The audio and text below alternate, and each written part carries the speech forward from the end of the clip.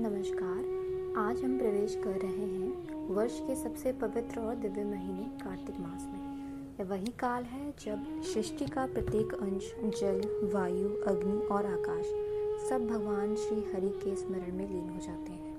कार्तिक मास को भक्ति, दीपदान और आत्मशुद्धि का महीना कहा गया है। यह वह समय है जब भगवान स्वयं अपने भक्तों के लिए एक दीपक, एक नाम स्मरण, एक छोटे से पुण्य कर्म से भी प्रसन्न हो जाते हैं। इस महीने में की गई तुलसी की पूजा, दीपदान और हरि नाम संकीर्तन अनंत जन्मों के पापों को नष्ट कर मोक्ष प्रदान करते हैं। आज की कथा में हम यही सब जानेंगे। चलिए बात करते हैं कार्तिक महात्म्य की। एक समय नैमिषारण्य में वास करने वाले 88,000 ऋषियों ने सर्वशास्त्रों के ज्ञाता श्री सूत जी से प्रार्थना करते हुए आग्रह किया कि हे प्रभु, इस घोर कलयुग में रक्षा का कोई सरल और सुगम उपाय बताएं। तब सूत जी बोले कि हे श्रेष्ठ ऋषियों, इस प्रश्न को सबसे पहले श्री नारद जी ने जगत पिता श्री ब्रह्मा जी से पूछा था।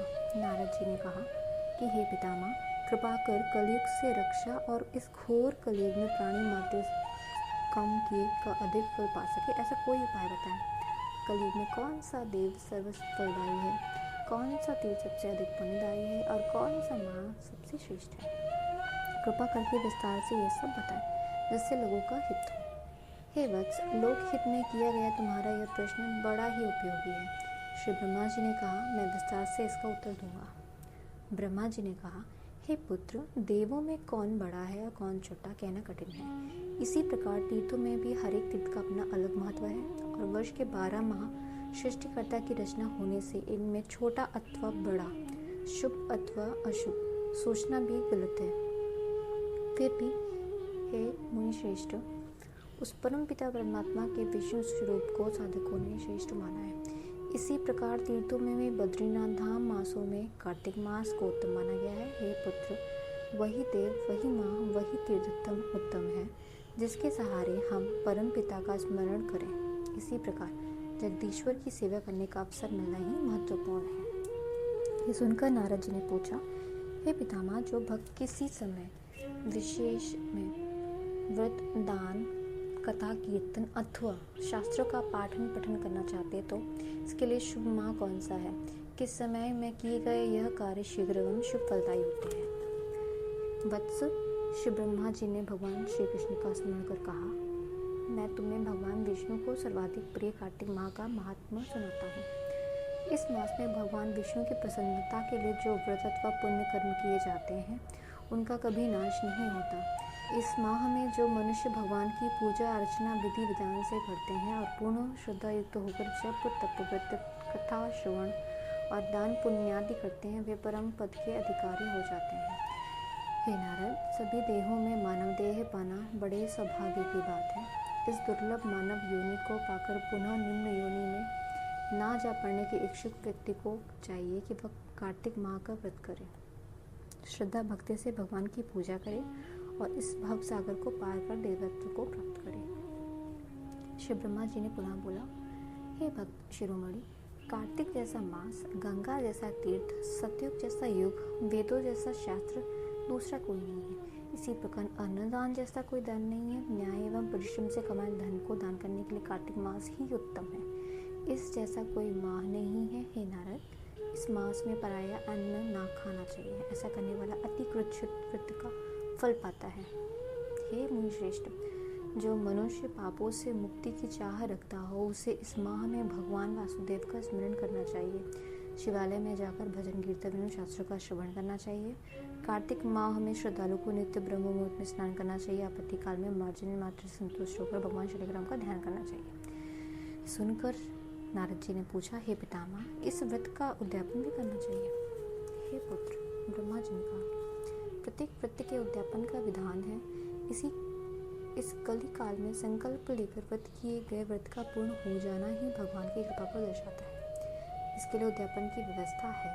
हे ऋषि श्रेष्ठ, कार्तिक मास में दीपदान का भी विशेष महत्व है। तुलसी और आंवले के पूजन के फल का तो कहना ही क्या है। भगवान शालीग्राम की प्रसन्नता के लिए तुलसी और आंवले का पूजन करना चाहिए। भगवान विष्णु के भक्तों को चाहिए कि तन मन से अपने गुरु की सेवा करें। संतोषी ब्राह्मण को सपत्नीक सादर आमंत्रित कर उनका सत्कार करें। प्रेम पूर्वक भोजन करवावे, वस्त्र छाता जूता रत्न स्वर्ण आदि भेंट कर उनका आशीर्वाद लें। हे देव ऋषि, कार्तिक मास में प्रातः अरुणोदय काल में भगवान विष्णु का पूजन करना मोक्षदायी है। इसी प्रकार पवित्र नदी, तालाब, सरोवर, कूप से जल से स्नान कर पूजन करना, पाठ करना अथवा कथा सुनना चाहिए। सुपात्र याचक को दान देने से श्रद्धालु व्यक्ति के पितरों का भी उद्धार हो जाता है। हे नारद, कार्तिक मास में जो श्रद्धालु भगवान विष्णु का कमल पुष्पों से पूजन करता है वह जन्म जन्म के पापों से मुक्त हो जाता है। कार्तिक मास में जो श्रद्धालु भगवान विष्णु के द्वादश अक्षर मात्र ओम नमो भगवते वासुदेवाय का जप करते हुए प्रत्येक जाप के साथ भगवान श्री विष्णु को तुलसी दल अर्पित करता है वह मोती दान करने जैसा फल पाता है। जो श्रद्धालु भगवान श्री विष्णु की आरती कर प्रसाद स्वरूप प्रभु की मूर्ति के सम्मुख तुलसी दल अर्पित करता है उसे सहज ही भगवान की कृपा मिलती है। जो श्रद्धालु तुलसी दल पहले भगवान को चढ़ावे फिर प्रसाद रूप में स्वयं का ग्रहण करे उसके शरीर की शुद्धि हो जाती है। हे पुत्र, कार्तिक मास में भगवान के नाम का स्मरण ही बहुत बड़ी बात है। कार्तिक मास में सर्व पाप हयारिणी श्रीमद् भगवत गीता का पाठ पढ़ना सुनाना चाहिए। स्कंद पुराण के अनुसार कार्तिक मास में गीता का पाठ करने वाले के पुण्य अनंत होते हैं। श्री ब्रह्मा जी ने कहा, हे देव ऋषि, कार्तिक मास में व्रत करने का इच्छुक व्यक्ति ब्रह्म मुहूर्त में उठे, नित्य कर्मों से निवृत्त होकर नदी में, सरोवर में या कुएं आदि पर जाकर स्नान करे। यदि ऐसा संभव न हो सके तो घर पर ही शुद्ध जल से स्नान करके व्रत का संकल्प उठाए।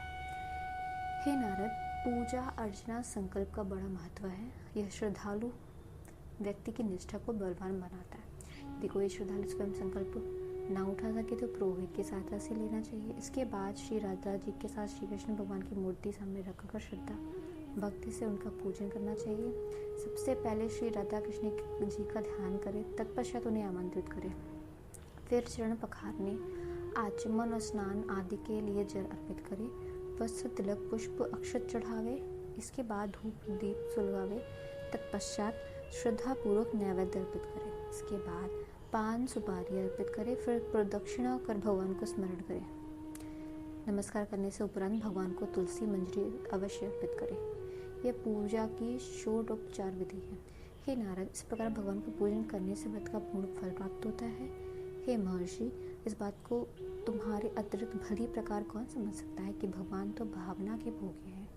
अतः श्रद्धालु को बड़ी श्रद्धा और भक्ति के साथ भगवान का पूजन करना चाहिए। जैसी जिसकी भावना होती है प्रभु उसे वैसा ही फल देते हैं। पूजन करने के बाद भगवान के नाम का कीर्तन अवश्य करना चाहिए। कार्तिक मास का यह संकल्प संयम और श्रद्धा से पूरा करने वाला मन चाह फल पाता है। ओम नमो भगवते वासुदेवाय नमः।